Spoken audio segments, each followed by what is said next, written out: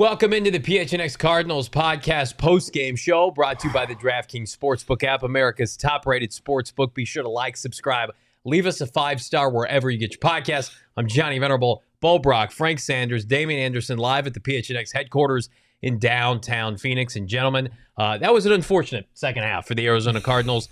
They fall to the Denver Broncos. They've been beaten by Mac Jones and Brett Rippon in the span of, 6-7 days? Mm-hmm. And now officially, according to the Fox broadcast, they have been mercifully eliminated from postseason contention.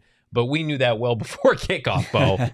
We knew before kickoff, too, that if they lost, that they were going to be in line for a top 5 pick. So let me be the first to vent. Let me just, darn, the Cardinals lost this game, dang it. It was within their grasp, and they blew it, guys. Darn it. We wanted them to pull it out at the end. I'm just venting for the rest of the fan base. No, I mean, this was a game where the game itself, guys, really feels like it's secondary with what's going on off the field with this team. The reports that came out earlier today that they feel like if Jonathan Jones of CBS Sports, fantastic reporting that Michael Bidwell seems to be exploring options in life beyond Steve Keim as the general manager. But as far as the game goes, like, we expected this. And it still sucks to sit through it and watch this team collapse and not play well and not make the adjustments in the second half. This was a defense that had 6 sacks in the first half, got to Brett Rippon once in the second half, and we didn't see any red zone attempts from either team in the first half. And it seemed like Denver was living on the Cardinals side of the football field in the second half. Can Frank Sanders, can J.J. Watt play quarterback the rest of the year? You know, put number 99 at QB and just kind of let him do his thing? It'll be a different offense, but I tell you what, it might be a little bit more exciting. Yes, much more fun to watch. Someone asked for Trace McSorely, and there you have it. In the second, when we did a halftime show, someone wanted to see Trace McSorley, and there you have it. It's 6. You go into halftime, you're winning by 3 points to 6-3. Mm-hmm. You got 6 sacks. You got to think that there are going to be adjustments made, but the offense might get a little bit better. They got their second win because the Mile High Stadium being in altitude could change the narrative. So you've done exceptionally well to get yourself in the second half with the lead. But after that, you do nothing in the second half, and I think that's to me that's just as disappointing because you start watching things happen and this team falls. Now, was that because not having Colt McCoy and Trace coming in, and then Denver actually pinning their ears back? But I'll go back and I'll say no to that because look what the defense gave up in the running game to the Denver Broncos, and they went on the mentality we're just going to pound you, and they're going to make plays in that way. And so to me, watching what we did the second half was just disappointing. I can't offense or defense, nothing looked good, and you just got to go back and look at yourself in the mirror.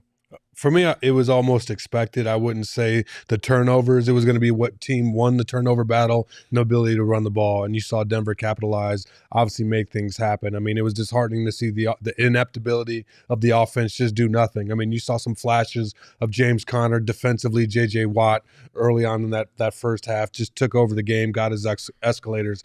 That was great. What was more profound and stuck out to me, guys, if you look at the NFC West landscape, right? Yeah.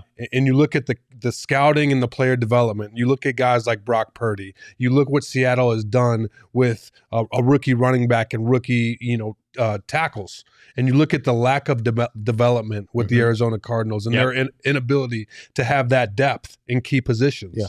And there's no question we're in the position that we're in, and you're looking for so many different pieces because we're football aficionados. We watch the game and understand it. We saw early on if these issues weren't addressed, that this season could be problematic. And here we sit, guys. We know that Denver, against Denver, like you said, Bo, darn.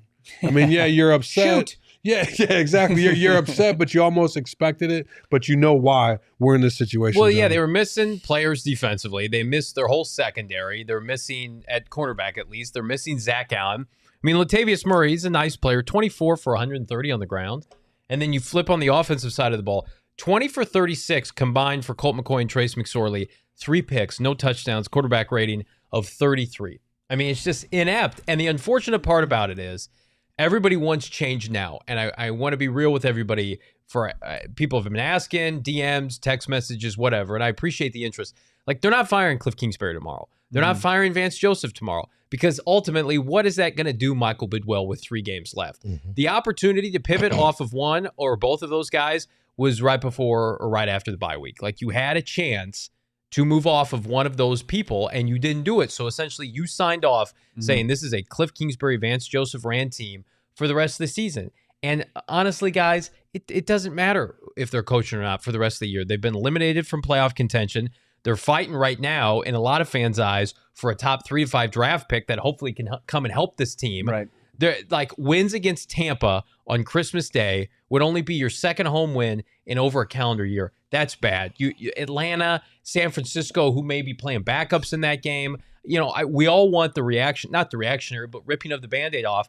We all assume, Bo, that's going to come Monday, January 9th on Black Monday. Yeah, if it happens. I mean, there's already going to be a ton of turnover with this organization, and you have an owner that's reluctant to change, and an owner that, as far as going outside this organization, it rarely happens. As it's been pointed out several times, I mean, they haven't had anybody externally tabbed as a general manager since 1994. It's crazy. The last 3 guys, Keim, Graves, and was it Ferguson? Yeah, we're all guys that were internal hires. So this is a team, and with what's happened as far as Kyler Murray going down with a serious knee injury, and it's become all routine getting back to that. So there's confidence there, but it's going to be a waiting game. And then just the state of the roster and the state of the inability to compete week in and week out. This is a perfect opportunity for Michael Bidwell to make real changes to this organization and hit that reset button and really turn things around. Now we have officially, for the 3rd time in 5 seasons, double-digit losses. The Cardinals are 4-10. They went 5-10-1 in Kliff Kingsbury's first season and 3-13 the previous season. That's with rosters built by Steve Keim.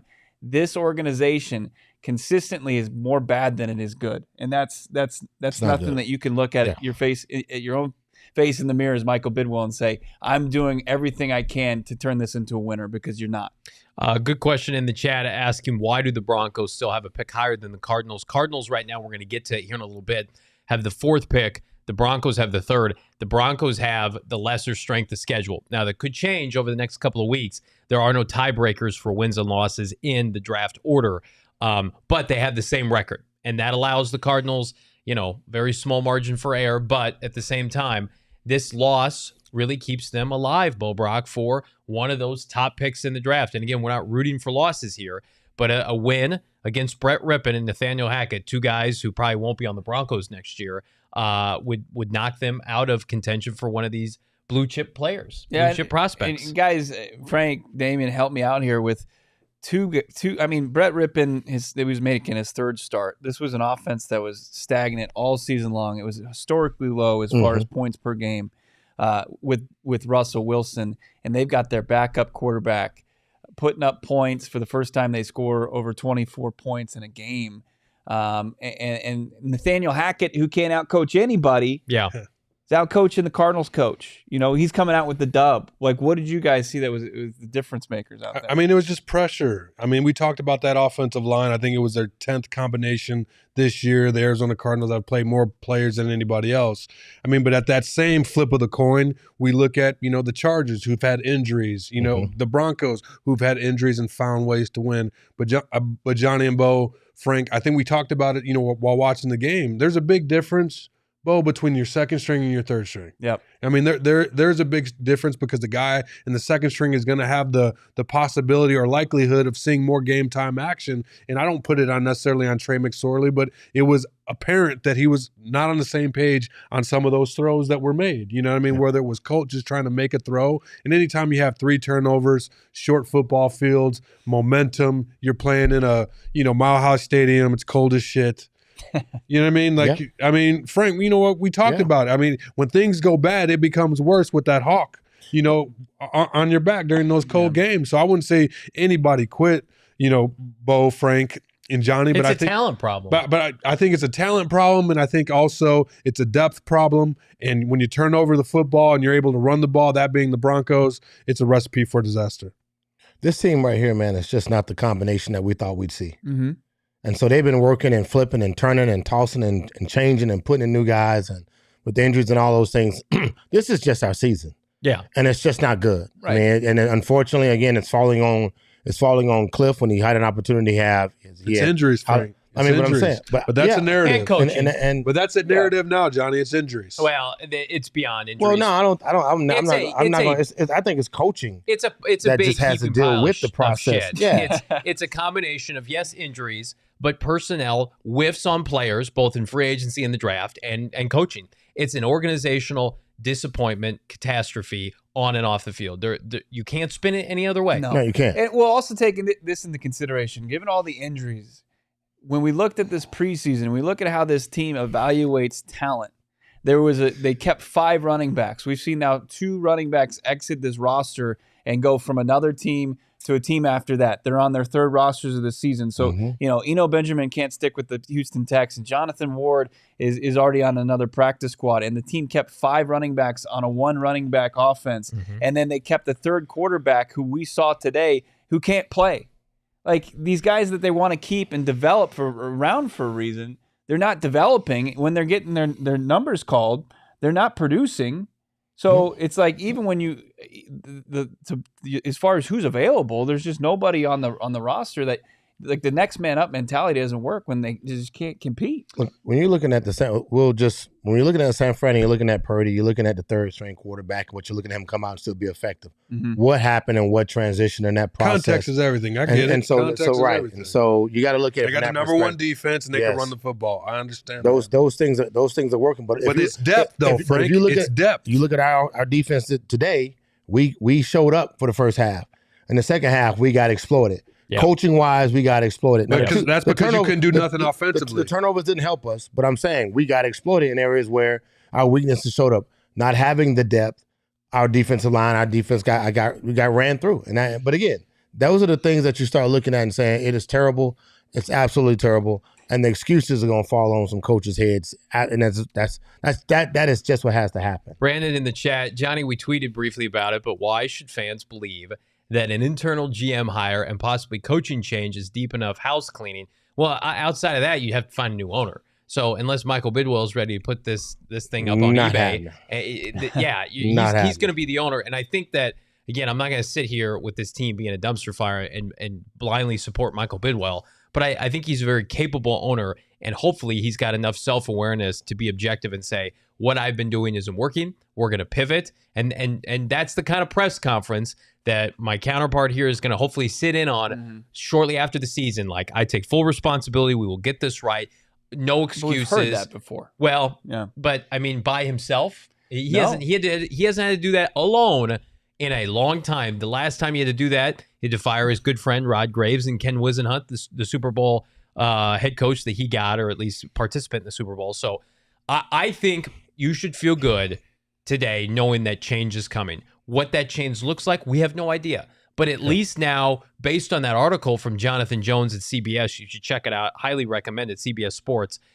Michael Bidwell has already been engaging candidates, whether it's the internal or external. So that's telling me, yeah, this season, while it's important for young players to grow and develop, and we want to see growth, blah, blah, blah, I know I am working overtime to get a head start, Bo, on what needs to be done in early January. These 2 gentlemen to my right and left know the 2 guys who are holding the interim tag down for the Arizona Cardinals. I can say this, and I think fans who are just Cards casuals out there know that there's no way Adrian Wilson's philosophies and ideas and scouting ability are going to be truly influenced, and he's going to have bad habits from Steve Keim.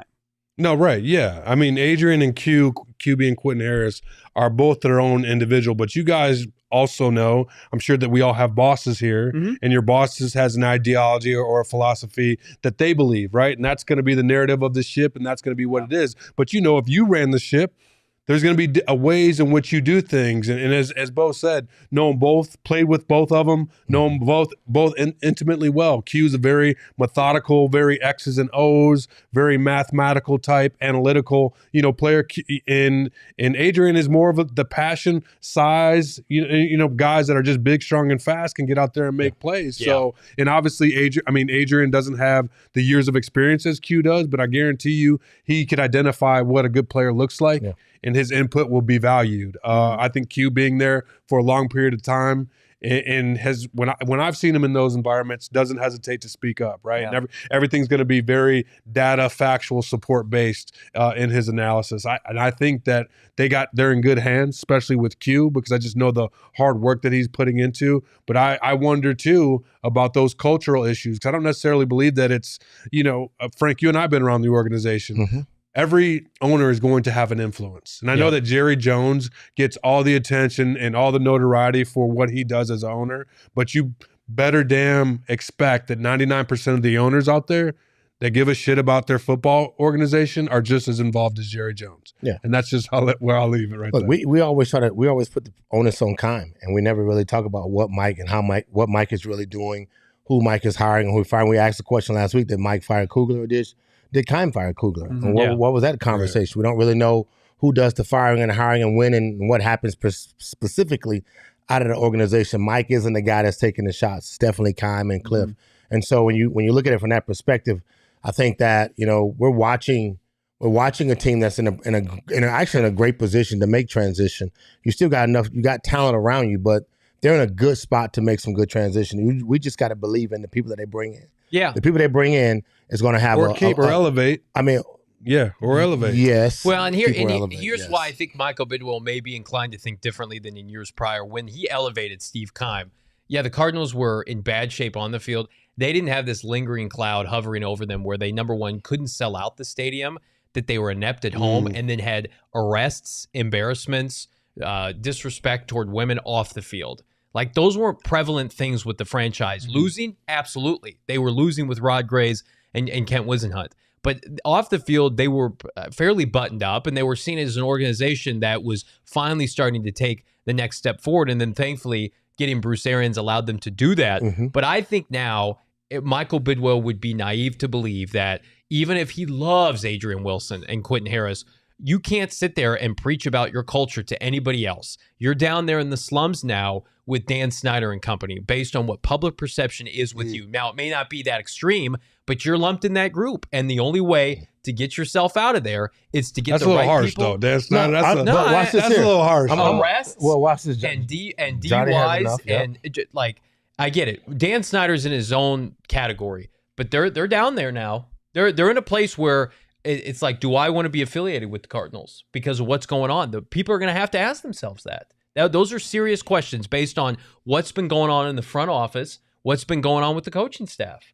Those are very difficult conversations that you got to have. I'm not saying that they're irredeemable. Of course they are, but new people are required to clean up this mess, Bo. Yeah, I mean, they're a couple tiers below. But I liked what you said. And if it's an internal hire or if it's an external hire, you hope to hear culture change, right? Whoever it may be. If it's Q, if it's A-Dub, they sit up at the podium and they say, look, I had a front row seat to this. We need a serious culture change. Yeah. And I think the fan base would love that, right? That would resonate with the fan base. And if it's an external person, I absolutely. And you hope that Michael Bidwell, and, I still am lacking a better term, but, this blessing in disguise. The Cardinals have an opportunity now to get to know these two gentlemen, see how they operate on a day-to-day basis, what their views are, what they're about, how they view this, the way out of this mess, how you fix this problem, how they fix this problem, how they want to change the future of this Arizona Cardinals organization. Well, and you get a head start on that. They were at the NFL meetings last week, reported by Jones, talking to some other candidates as well, and that's great. You get the head start, just like the Colts got the head start. And a couple of the other organizations that were forced into making moves just by how much of a dumpster fire their respective seasons had gone. Look, if I'm Q and I'm D, I'm Adrian. This is what I'm looking at, and then this is what I'm taking away from Steve Keim. The guys he signed or we brought in, a lot of those guys we thought were talented players. Some of those guys got cut before really ever developing these guys or letting them develop. They never really saw their second contract in order to get them in a position where, you look at Chase Edmonds, you look at Christian Kirk, Hassan Reddick, these guys were gone. Yeah. And so therefore, but when you look at them in the league, they're valuable in the league. But that's just other guys we can name that left here, that was signed here and went some places else. Either they came back or they left. When they left, they went and balled other places. So it wasn't a talent problem. It just was wasn't keeping it. But that was kind of the thought process when you played, Frank, that all the talent would leave. So now we got to follow up. This is when you follow who's making the choices. Right. And so when you really start following who makes the choices, Daddy did that. The Suns doing that. We're letting go players not sitting their second contract. And so those things become the conversation. But when A-Dub, Adrian Wilson, and Q get with the opportunity they have right now, they have to ask themselves, are you going to let me run this team and grow this team and build this team and build a culture and an attitude where the mentality. A-Dub and Q both are safeties. That's John Lynch. Yeah. John Lynch took the mentality of, hey, if I bring some players in, get some hogs up front, get some guys that can block and get some – you gave me a couple pieces. I got D in. I got some D in. I brought some linebackers in that can make some plays. And they're both two defensive. And right. And they're not heavy on the outside and receivers. So that in itself allows you to have to move your money around a little bit. But I'm saying the mentality of what you watch not play out or has played out, you can really take away and say, hey, man, I don't have to repeat the same thing. This wheel does not have to be reinvented. We need to go in another direction. And the way we need to go, we need to be aggressive about it and not start getting rid of our players. Sign the guys, make the money, make these guys feel like a home and develop a culture of winning here with the mentality that I know I got Johnny, I know I got Bo, I know I got DA, and not watching us turn tables and try to figure this thing out over and over every year. I hope draft philosophy changes too, because I feel as though in the past they've always drafted best available rather than their need. Yeah. You know what I mean? In certain positions. And I know that we'll have a draft history of that and everything else, but not addressing certain positions. The team is the team. You know, Steve Keim wasn't in charge of guys getting hurt or guys underperforming. We talked about the team was heavily leveraged offensively. Mm-hmm. That didn't work out. No, it didn't. The defense, made some plays when they could, but we expected this team to score 24 to 28 points a game. Yeah, with the offensive unit that they had. Yeah, and now they're starting Trace McSorely presumably for the next 3 games. We're going to dive into some draft talk here and give you the latest with regards to the Arizona Cardinals, where they stand exiting this weekend with their draft pick. But I want to remind everybody, listen, times are tough. We got Christmas around the corner. Listen, put the team aside for a second. Yes, they play the Buccaneers. If you're thinking about just getting that game day experience at the very cheapest of prices, you can go to the Game Time app right now. Save up to 60% on tickets when you buy them last minute. Listen, I've had friends, I've had family. We've had our own Shane Diefenbach here today going to a Las Vegas Knights game coming up here pretty soon. He used Game Time. It's the best way to find tickets where you avoid all that garbage, vendors, surcharges, blah, blah, blah. Go to Game Time. I guarantee it will be the cheapest ticket you find on not only sporting events, Suns, Cardinals, etc., but hey, how about some concerts coming up? You mentioned you had gone to a concert recently using the Game Time app. Yeah, I got tickets to see a comedian, Nate Bargatze, hilarious, over at Celebrity Theater. Got some concert tickets coming up for a show in May at Cardinal Stadium, at State Farm Stadium. And use the Game Time app. You can't go wrong because, if you don't want to go see any more Cardinals games, you've only got one more left on the schedule. You can use it for any event you want to go. You want to go watch Book drop 58? In a game? Cardinals tickets might be damn well free in Game Time by the end of the week for Christmas Day. So if you're thinking, I got a big family, I want to get them out of my house, get them off of my stuff, go to Game Time, go to PHNX. We'll watch PHNX Cardinals on the way to State Farm Stadium, Bo. Another ticket you want to get your hands on is tickets to the PHNX Tea Party. That's going down. It's presented by Four Peaks at Dobson Ranch Golf Course. You can enjoy yourself some great Four Peaks beer, the Kilt Lifter, the Wow Wheat. You got the pumpkin porter still, double pumpkin. Delicious. Can't go wrong with Four Peaks. We're enjoying some here on set right now, but you got to get to the PHNX Tea Party. It's going down $45 per person. If you're a diehard right now, you can sign up and get $36 tickets, $160 for a foursome, just $120 for diehards. Kids 10 and under, they play for free. It's a perfect place to take the family, hang out, food and drink. You got merch, you got contests, you got prizes, you got the PHNX Suns. They got their post-game show going on. They got the watch party. Join us, PHNX Sports Crew, January 13th, the PHNX Tea Party, brought to you by Four Peaks. And if you're looking to watch some hoops or hang out, just have a good old time, go check out Four Peaks, 8th Street in Tempe. Hey, but this event is not a golf outing. It's not like you're playing 18 holes. It's a party. We're sitting at the driving range. It's going to be 4 and 8 or how many people you have in your group that's going to be there. So when you guys come out, we're hitting balls on the driving range, but it's almost like There's a scoring thing. It has this Top Golf mentality, but it's outdoors. You guys should have look. It's not 18 holes.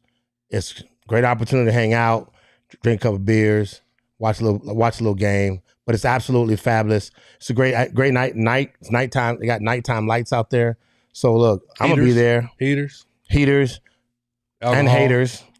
And alcohol. Haters it's going to be both. So, look, come out and have a great time. Man. PHNX is owning the off season. We're PHNX Cardinals owning the draft season. Speaking of which, updated draft orders via tankathon.com. I mean, again, take this with a grain of salt because the LA Rams play tomorrow night against the Packers. So, Arizona Cardinals sit 4th overall. They've got a strength of schedule 522. They've lost 4 straight. But they will not, I repeat, they will not exit this NFL weekend worse than 5th. So if they drop, they're just dropping 1 slot. You've got Houston, Chicago. Houston, Chicago seem destined, in my opinion, to have those top 2 picks.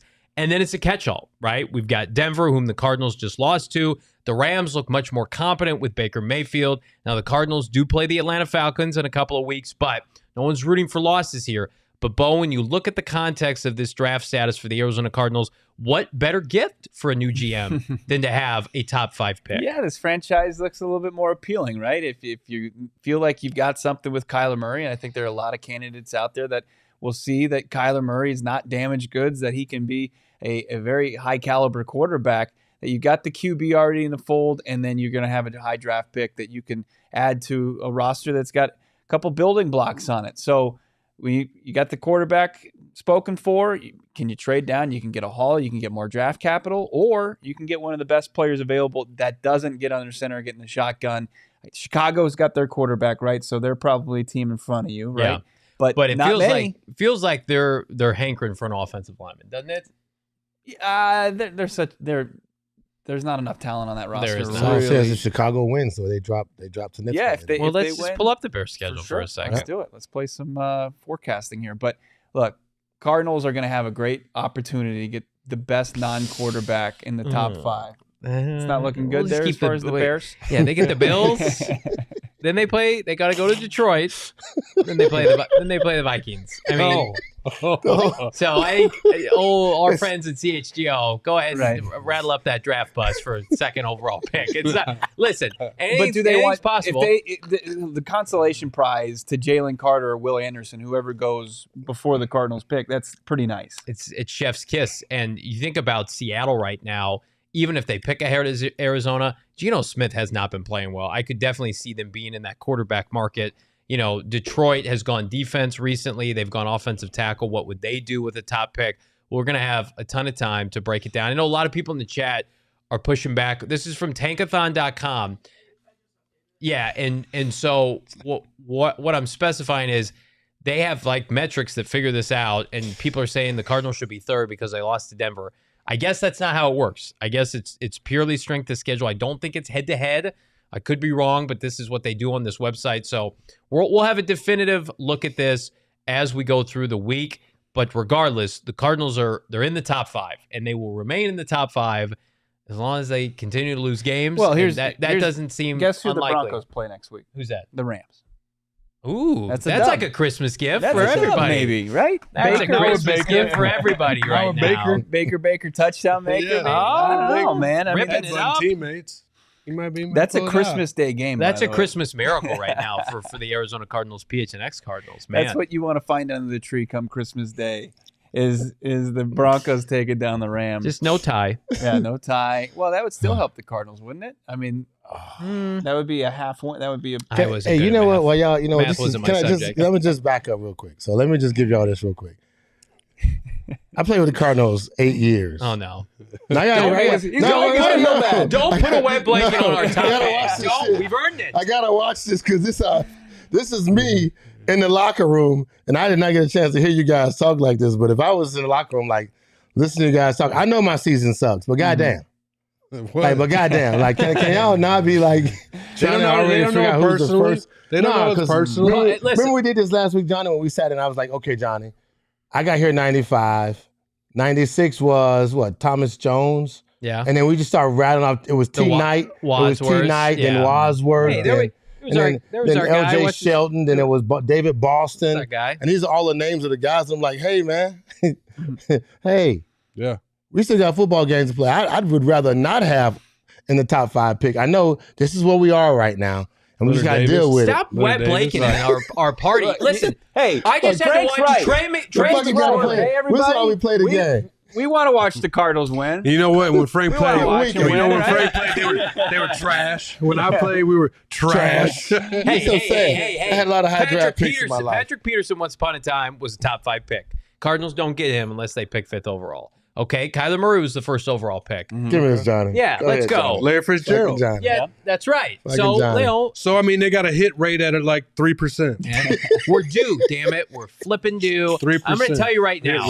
If I have to watch Trace McSorley play football for 3 more weeks, you best believe I'm getting a top 3 draft pick. You will not take that away from me. And the joy of mock draft season when I can pay, we're going to be at the NFL Combine, and I'm going to have a front row seat. Will Anderson and Jalen Carter. I said, one of you guys is coming to Arizona. Change our stars, please. Wear that shirt. Absolutely. And we're gonna get I'm gonna push PHNX merchandise locker all city. I want a draft shirt this year that just says draft good players. That's all I wanted to say. Draft good players. It doesn't have to be X player from X school, from X conference.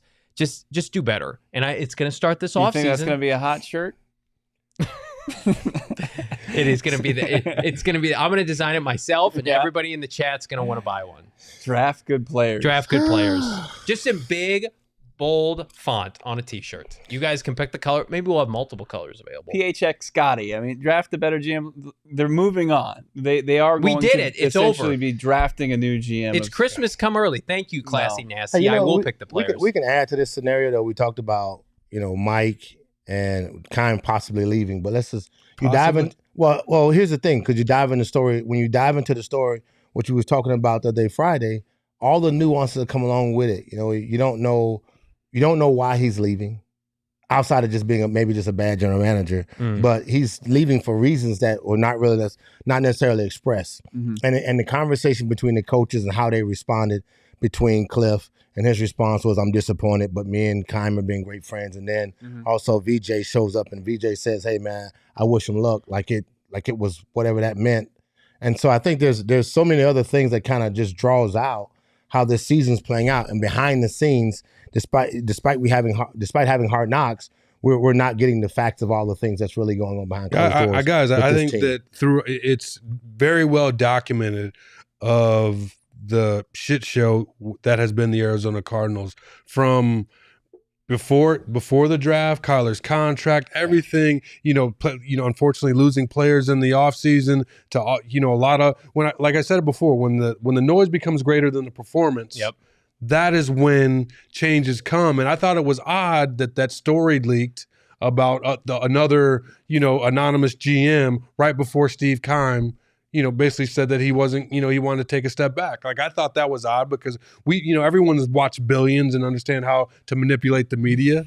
And I felt that was very strategic. The Cardinals definitely I felt that was strategic, Johnny. Like, all of a sudden, there's somebody around the NFL that doesn't like Steve, he's been GMing for, how damn long. And then all of a sudden, this story comes out. Right. Well, I mean, look at the whole Kyler contract negotiation there you saga. go. I mean, from February to when he signed in July, there was mudslinging from both sides, but there was reports coming out that came from within the organization that were strategically placed there to what? Make Kyler look bad. Yeah, look bad. So for sure. it can be weaponized against mostly anybody. And here's the thing I think Cardinal fans should try to feel good about is when when players leave the organization, whether it's Tyrann Mathieu or Patrick Peterson, their hate has been directed towards Steve Kime. It hasn't been the Bidwill family, Michael Bidwill in particular. So maybe that gives them an opportunity to kind of reset and create a new image of the team, because that's what we're hoping for. We've got 3 big checklists on the new year.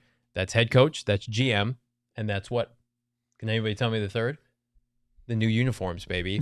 We're hoping for some new uniforms, a complete rebrand for the Arizona Cardinals. Did you want your slogan across it? Draft good players. They might want to. They might want to partner with us. Hey, give us a call. Give our sales director Max a call. We could be able to strike up a deal. All right, everybody. Tell you what, we're going to talk about the DraftKings player of the game. But before I do, I want to tell everybody about Underdog Fantasies. And listen, Bo and I, we we peed the bed this year in year-long fantasy. It Yep. did not go well for us. Thankfully, we got to avoid the 24 hours at the Waffle House, but I was the Steve Kime of our fantasy league. Yes, you were. I've made a staunch commitment. We rallied, though. We got you out of last place. Made a staunch commitment. No more year-long fantasies. I'm only doing Underdog Fantasy because Underdog Fantasy, daily fantasy is where it's at. All you got to do, you draft against 5 of your buddies, pick up to 6 players. NBA, there are no positional limits. And again, you might think, well, fantasy season's over. That's hogwash. You can play throughout the postseason. You can play into the NBA season. Hires, lowers, like is Devin Booker going to hit his higher in points? Of course he is. All you got to do is go to underdogfantasy.com or download the app. Use that promo code PHNX, and guess what? Underdog Fantasy is going to double your first deposit up to $100. So you got 100, boom, here's another 100 for you to gamble at your own accord, only using the Underdog Fantasy app. Listen, I took an L last weekend to Mr. Saul Bookman, Shane Diefenbach. I will be better, and I can only be better on Underdog Fantasy. I'm doing my best. I need that T-shirt money so I can use it on Underdog Fantasy. More good stuff. How about at halftime, we saw both offenses have combined like 150 yards. You're sitting there, you're probably asking, why am I taking 3 hours of my Sunday to do this? Let's make things a little bit easier to take as far as watching these games. Our friends at OG's Brands are going to make anything better, right? They'll enhance anything that you're doing. Maybe Christmas dinner with the family. Maybe it's getting to bed and staying asleep. OG's has something for everyone. They've got an incredible line of products that you got to check out at ogsbrands.com. They're the perfect stocking stuffer as well. You got the creams, you got the fruits, you got the ratio, the minis, and the sleep edition, as I mentioned, where it helps you get to sleep, stay asleep. It's the aquaberry flavor. They've got incredibly delicious flavors as well with all their gummies out there. They've got, the ratio edition, the sativa, indica. Also, you look at these flavors. You got the tropical. You've got the watermelon, raspberry, orange creamsicle. Something for everyone. Check out their full list of products, ogsbrands.com, and check them out on Instagram as well at OG's Brands. So there was one player that stood out for the Cardinals today, and he had 3 sacks in the first half, and he may be in his final games with the Arizona Cardinals, and we're going to give him some love. He is our DraftKings king of the game, J.J. Watt. 5 tackles, 3 sacks, a pass defended. He did everything he could to help the Arizona Cardinals come out of Denver with a dub. Everybody else kind of, let's call it, just couldn't get it done today. In the first half, and then the second half, they just ran away from him the whole time. They trapped toward him. Locked them out of the game, and then everything was back door. You won't beat us. They finally understood that the Cardinals can't stop the run, especially without Zach Allen. So kudos to JJ. We don't know if JJ Watt's going to be back with this team, should he choose to be back, but we wanted to give JJ Watt some much-deserved love. We talked about it on our PHNX halftime show. JJ Watt has been everything you could have hoped he would have been this year. After last year missing so much time, lengthy, weighted expectations, kudos to JJ. Tip of the cap. These are your final 3 games with the franchise. Has he? Well, if everybody else was humming, it would be the perfect complementary piece, and the leadership qualities are clearly on display. I'd say leadership, no question. What did you think he was going to be, Aaron Donald, when he came in? No. I wouldn't say Aaron, but Aaron Donald-ish. I mean, I would rather have 3 sacks against. This is about what I thought. But hold on, I would rather it be 3 sacks against the San Francisco 49ers. Well, yeah, of course. Not the Denver Broncos. You know what I mean? It's the Chandler Jones argument from last year, 5 sacks in the opening game, and then nothing basically the rest of the year. I mean, all respect in the world to J.J. Watt. I hope he remains at Cardinals because I believe that he's a true definition of what it looks like. That being said, I think that the games against Denver, I'm just like, But the game, what I mean? It's like, but those are days you're supposed to eat, though. Look, when you play Denver, I'm eating. I'm eating. Like, I'm getting a hundo, without a doubt. I'm eating. You know what I mean? How many catches? 7, 8, 7, whatever. Now, how much yak? But I'm eating. How much yak? Shit, before 16, the game and during the game. 16. Before the game 16. and during the game. Penny, before the game, chicken after the game, I'm eating like this. Because that's what happens. You play teams that you're supposed to eat on. For sure. And that's just a day. And again, what we saw was a team make the adjustment, which was the Denver Broncos. They begin to trap and counter and run plays against and run away from him. And that way you kind of you isolate him. And so that's what you're supposed to do in the second half. Or just run the ball because we're talking about sacks. But it was talking effective. about sacks. Right. So they shut that down. We ain't going to pass the ball. We're not passing, we're running it. Fuck that. Now we got the win. We got the lead. So, look, it would be great to have JJ back. I would think that. I mean, the leadership is something you can't get out of the locker room. The young guys need a veteran to be there to be able to speak into them. Myjai Sanders got better. We know Thompson We saw him make some plays, but again, when you don't have all your guys there humming, it changes the narrative. Teams begin to isolate guys and then just take guys out of the game. That's what you're supposed to do offensively and defensively. That's the game. You find your weakness, you exploit it. Whatever your strengths are, we run away from that and attack your weakness. That's NFL football, and I think that was good. That was a good job by the Denver Broncos versus the Arizona Cardinals today. It really was. I think with this organization, as far as the front office, coaching staff, they need more high character guys, right? But as far as the players, I've really been impressed, especially with as bad as this season's been. They've got some really good character guys, some really good leadership. They're not bankrupt in that department. I think when you're struggling, especially from like a public opinion standpoint, like this organization is, you wouldn't want to have a guy like J.J. Watt ever exit your organization. Mm-hmm. But it is going to be one of those business decisions where you're going to look at his age and what he's going to command. If it's something where he's willing to take a bit of a discount. Let me ask you this, Johnny. I mean, do you think that there's a chance that J.J. Watt and Zach Allen are both on this team next season? No, zero chance. I think, first of all, they're both going to be having to, shoot their shot with the new GM and head coach if they want to. Zach Allen presumably may not play the rest of the year, so what do you even pay him? They've already got questions about what to do with Byron Murphy and J.J. I don't know if J.J. Watt's going to have an appetite to come back here. I know, D.A., you talked about comfort level. I definitely think that's a factor. Does he want to move his family, especially he's got the newborn, his wife's comfortable here. Professional athletes. Yeah, but J.J. Watt's mentality is tough guy, winner, leader, and I think very similar because he had to combat a lot of feedback nationally when he signed with the Cardinals, like, this is a cash grab. And he said, no, we're going to win. And remember, that's where the T-shirt came from. Maybe we're just having better. Mm-hmm. And then now it's like, well, the Cardinals clearly are in some kind of rebuild mode, retool mode, where not many people are going to be high on this team next year. If J.J. Watt re-signs with this organization, no one can blame him. But at the same time, it's like, do you really want to achieve great team, success? I think that will eat at him. I think we saw that at Hard Knocks. And I don't think Michael Bidwell is going to be in a position to pay him a premium. So you give him $8 to $10 million. Is that enough for J.J. Watt to stay here? I don't think so. I think the Cardinals would rather invest in Zach Allen because of his youth and the fact that he's bought in, great team player. And you don't want that. J.J. Watt, if he leaves, he's got 1-2 years max. Yeah. Zach Allen could go somewhere and really flourish for the next 5 years. Brian Abdallah with the super chat, $2 super chat. Thanks, Brian. Asking, as we were talking about some high-priced veterans, you can't tell me trading D-Hop is not on the table. Now, he's going to have a $30 million cap hit. I mean, there's going to be a ton of turnover on this roster, but, I mean, one, you're going to have to restructure with Hop. Yeah, I was going to say restructure. In order to, for him to be a member of this roster, B, trade him elsewhere. I think the best thing was said, though. The boy Han, right behind him, Sagan, said D-Hops and Watts, they basically bet on Kyler. Thinking that if you got Kyler, you got a young stud. He was the offensive rookie of the year before their first year, and then after they traded for him. Remember? And then they gave him money. And that was a David Johnson trade. So Steve Keim was a genius right then. Yeah, it looked great. I mean, they bet on him. People forget about that. There's a lot. Look, Steve Keim did a lot of great things for this organization. I'm just saying, call spade a spade. This team won, double-digit games 3 years in a row. People, in Keim we trust. That used to be something people said on social media all the time, our Keim time.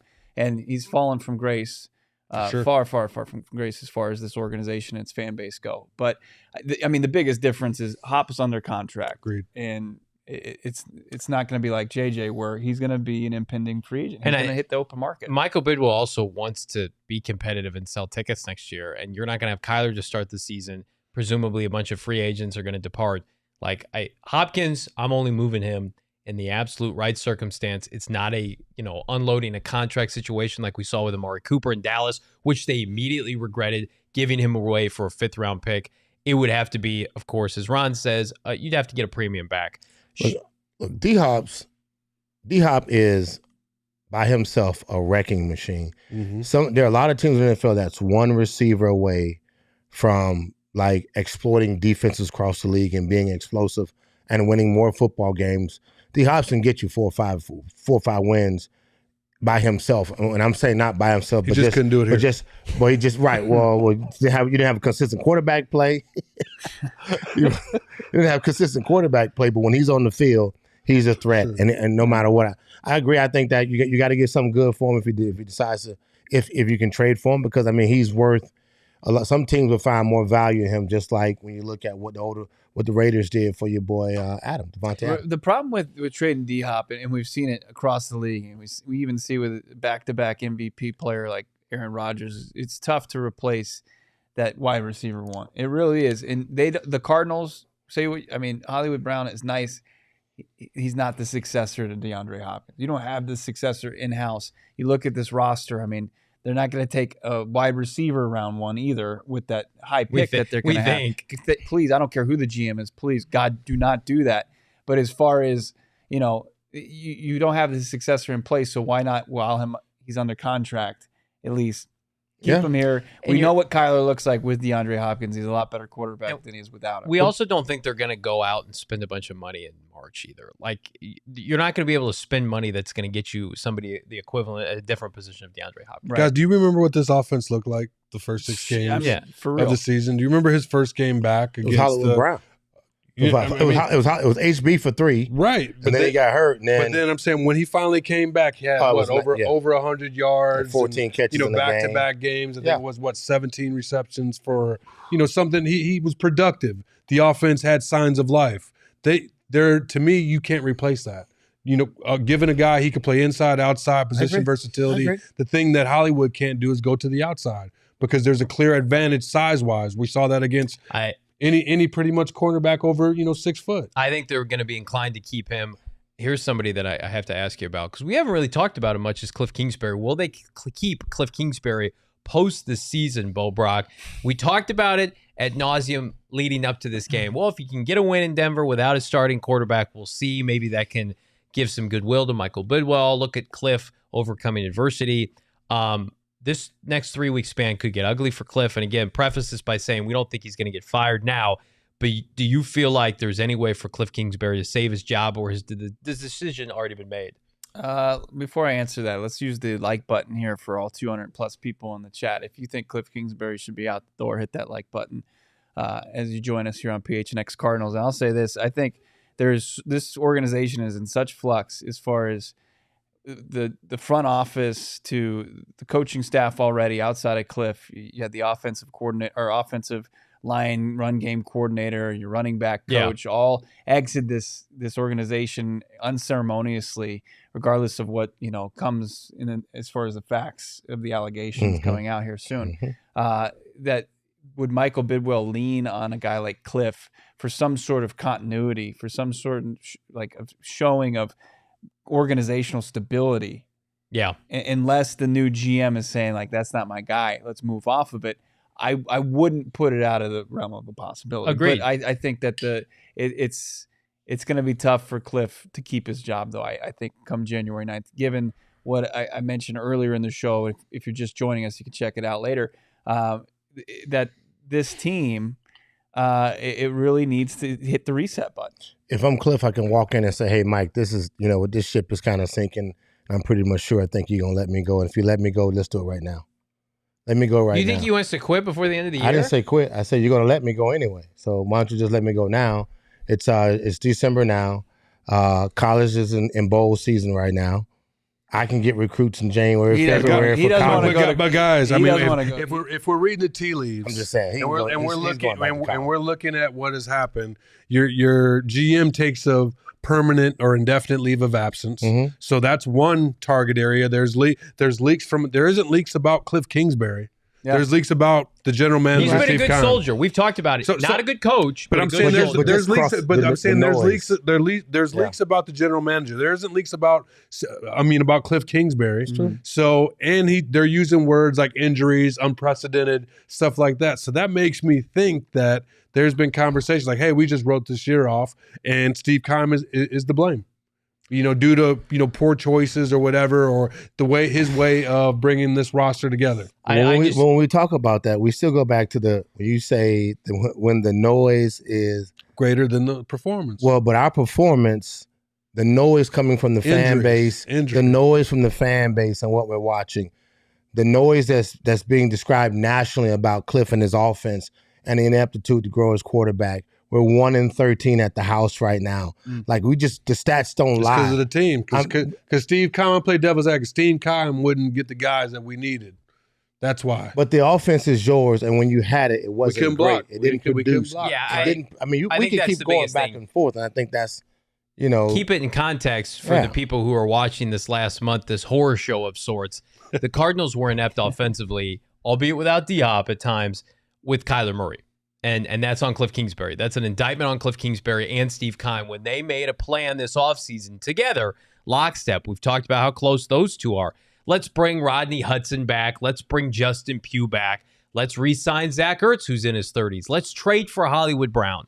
It's like they brought back A.J. Green, for Christ's sake. It was like they went over this offseason. And so when you start the year and you're not producing, I'm sorry, you can't blame that on anything other than our plan was not good enough. And my coaching, and you've said it time and time again, Bo, I can't elevate people. I only can be gifted, extremely talented individuals like a Kyler, like a Diop, and I can max out what I can do, but I can never take a 5th-round pick and make him a star. I can't take an undrafted free agent and make him a good player. That just hasn't happened. He's been here long enough. We've figured that out now, and it's going to be an ugly couple of weeks until he's eventually let go. I think that Kliff Kingsbury's largest saving grace, obviously, was Kyler Murray.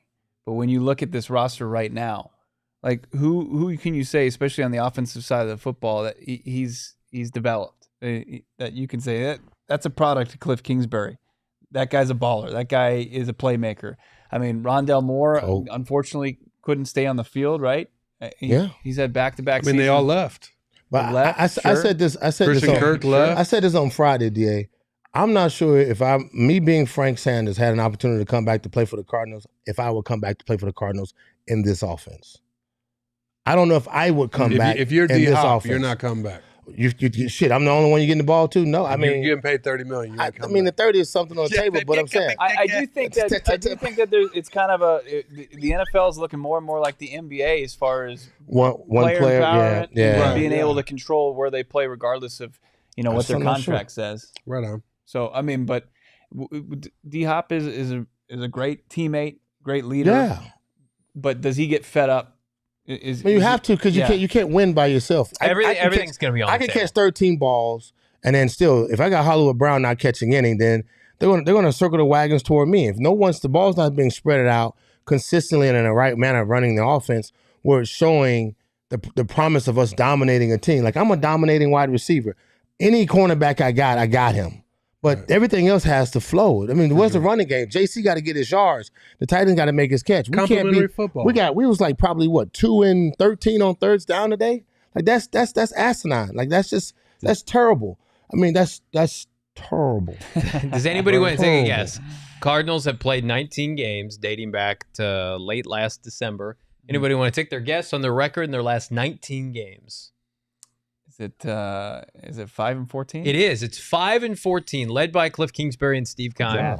This team is unwatchable, but we're very watchable here at PHNX Cardinals. Go to gophnx.com, become a diehard. Check out our guy Howard Balzer, our PHNX Cardinals beat reporter. Smash that promo code HOWARD Howard. Check out the PHNX merchandise locker for all the freshest gear in the Valley. Frank's rocking a tee. Bo's rocking a tee. DA's rocking a tee. This flannel is not from the merchandise locker. No. I instantly regretted it after the fact. He just got done with the Duluth Trading Company commercial.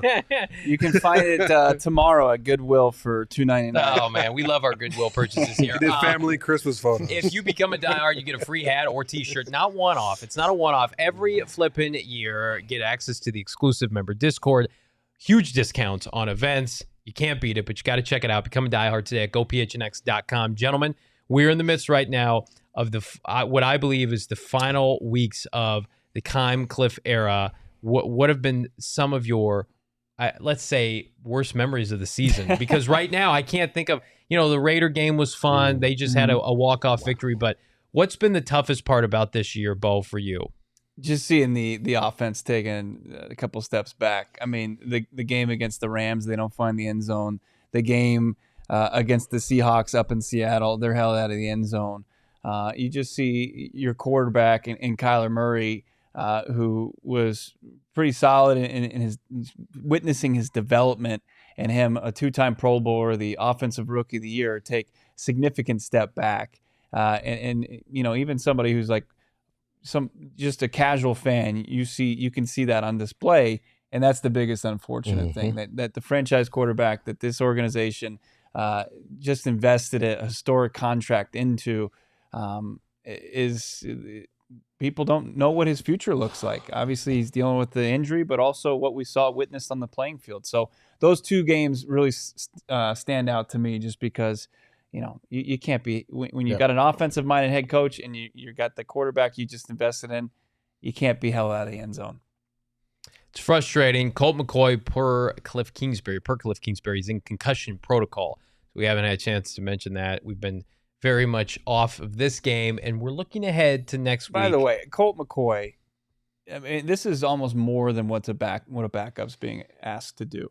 To go in, I mean, this guy, as far as the game goes, in Mexico City, taking shots, completely just thrown around like a rag doll back there. Yeah. He had an MRI on his head earlier this week following the loss on Monday night. Do you think there's a chance he's done for the year?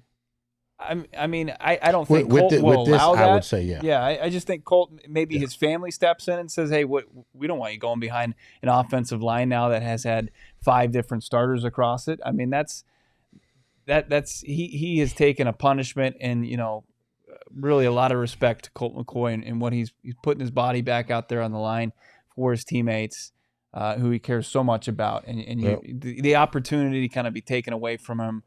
You feel for Kyler, you feel for Colt. It's just another one of those days where you feel bad for the quarterbacks of this team. Dylan in the chat, what's our longest offensive TD this year? Like maybe the Rondell Moore catch and run in Minnesota where he broke a couple of tackles. I thought it was like about 44. Wasn't the tight end Zach Ertz? Yeah, maybe Zach Ertz. I think it was about 44 yards. It's rough, Dylan, when we can't even remember what it would be. Last year, this team was so explosive. Remember, especially during that 10-2 period, they could not be stopped. Kyler Murray was the top deep ball thrower in the NFL, and then this year that is non-existent or something, right? Yeah. Hey, back to Colt. The best job in NFL is a backup quarterback until you got to become the starter. And then now you're on your backup of a backup. Who a lot of people think is a preseason backup. Beachum went out today. And that was the last remaining starting offensive lineman. And Will Hernandez came back after the pec injury. He was on IR. But he didn't look good. Beachum was the last guy that hadn't missed really any time. And this is PR Mac asking what are the odds Trace makes it to the end of the season. Man, who knows? Who knows? I mean, they got Prayers David Blau, right? But Johnny, to answer that question a little bit earlier about your moments that you had about this team, and to me, it's like what sums it up is being so close yet so far. And I mean that early on in the season. We saw against Minnesota where there are multiple turnovers, but this team had an opportunity. Defensive unit got stops, got the offensive the ball back. Very similar in other games as well. Yet their inability to capitalize on those on those opportunities. And to me, it was just indicative of the type of football team that they were. They weren't a complete football team, because when you're doing like all the little all the little things right, we talk about, you hear that in Hard Knocks, the details. That's when the ball flips and goes your way, Frank. You and I have both heard about this throughout our careers, and that didn't go well. Never in the did they make the right call, or in the 2-minute or the 4-minute offense or delay of game. It was just those repetitive self-inflicted wounds that we saw from this team, and it was just compounded week after week. And if call it a culture, call it a head coach philosophy, whatever it wasn't working. To me, as a former player, as a fan, watching this team, like, that was the most frustrating thing, was their inability just to be consistent, and I'd say just capitalize on those moments of opportunity, because in the NFL it's hard to win. Yeah. What I mean? It's very difficult, but I think us as fans, with Kyler's big contract, with the extension of Kliff, having that continuity coming into year 4, you thought that you were going to hit all this growth milestones and the offense was going to be that much better. But we have yet to see that. We saw glimpses of it, certain games, but it was, again, against those questionable opponents, where games which that you expect this team to go out there with firepower against Kansas City Chiefs, against the San Francisco 49ers, against competitive opponents, and that didn't happen this year. No, it did not. Hugs from Brazil, hugs from Phoenix, my man. Thank you so much, Mr. Lima, in the chat, Frank. What's up? 38 yards, by the way, is the longest 38 touchdown. yards. Rondell Moore. Hey. Yeah, touchdown. Hey, I was right. Dortch was the longest play. It was, 47 yards? No, his was bigger than that. Yeah, it was longer than that. It was a catch and run, too. It wasn't even it was all yak. Look, when I look at this team, man, I think about how what displayed last year was we were on fire, and then right about midway through the midseason, and we went to go play Detroit, and after that, it was just we was on the slopes, and we was heading down with no sticks to stop, no left, right, no turning of the ankle, nothing. It was just got uglier and uglier and uglier. And everybody, here's the crazy thing about it was we had our quarterback that was up for the MVP. Yep. And we had a coach that was up for the number one coach in the NFL that year. This is just last year. And we did nothing to make those adjustments. And last year followed us into this year, and it got worse. And it started, and that to me is the part where we made no adjustments. We added a couple of pieces. We added some players, offensively and defensively, but we haven't changed from being that team of last year in the middle of the season. Like literally, we have not changed from being that team of last year in the middle of the season. From last year in the middle of the season to this year, we have not been blown out, but we've only been blown out maybe twice. Mm-hmm. First two teams that absolutely came here and dominated us with no answers for anything. And that was Kansas City this year and San Francisco. We had no answers for none of that. And I look at us from last year, we've made no changes, no adjustments, no nothing. And that to me is disappointing because I think there's players and people that can see the adjustments that needed to be made to allow us to move the chain, to move the ball, to move guys around, get guys in places. I mean, if one receiver went down, you brought in Robbie Anderson. Shit, he was a stud start. He was a one receiver over in Carolina. And Gregory Dortch proved himself in the preseason as well as in the regular season to be at least part of the three, the 1A, 1B, the game plan, and 1C. And he was, you know what I mean? So he showed that. And then JC got hurt. Showed to be the guy right behind him. We didn't see Trace really explode like we wanted him to, not Trace, but we didn't see Trey McBride become the second wave of our tight end that we wanted to be. But Zach was still doing his job and getting it done. So, but that's just offensively. Defensively, we had some guys that got hurt, but they kept trying to get our linebackers got better. Our secondary took some punches and some blows. Guys got injured. But just overall, I didn't see us become the team that really would adjust it and change. We were the same team from the middle of last year to this year, and that's exactly what it's been. And that's been the most disappointing part, Johnny. Well said, Frank Sanders. This franchise right now, we're in a tough spot. We're in limbo right now. And so we got to move on. It's well said. Tough. It was well said. I'm tired, boss. I'm tired. We got 3 games left, John. Oh, I love these. These guys here. That's what he needs to know. Johnny's thinking about reindeers and peppermints over there. I just had to watch Trace McSorely for 2 quarters, guys. Cut me some slack here.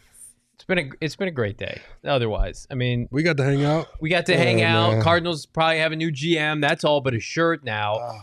Top 3 to 5 draft pick coming your way. And guess what? This video, we're gonna make a promise right now. It gets to 100 likes. Tomorrow on PHNX Cardinals Live, we will give you our definitive GM ranking candidates for the Arizona Cardinals, what we believe the Arizona Cardinals should and maybe would do. But that's only if this video gets to 100 likes. In the meantime, be sure to like, subscribe, leave us a 5-star wherever you get your podcast. Elon Musk can't stop this hype train right now. On YouTube, subscribe to PHNX Sports. We're back all week long. What are you laughing Your at? Twitter's been deactivated. Oh, so sorry. I'm done. You can catch me on MySpace, get in my top 8. Won't it be great? Kliff's in there, Kime's in there. What's the Trump site? True Social. Let's say that one.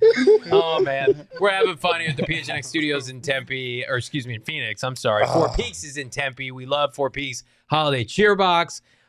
We appreciate you guys sticking with us. This is Cardinal Therapy, and I'm going to tell you right now, the offseason with PHNX Cardinals is going to be a hell of a lot more entertaining than the regular season with the Arizona Cardinals. You can bank on that. For Frank Sanders, Damien Anderson, Bo Brock, I'm Johnny Venerable. We'll see you manana.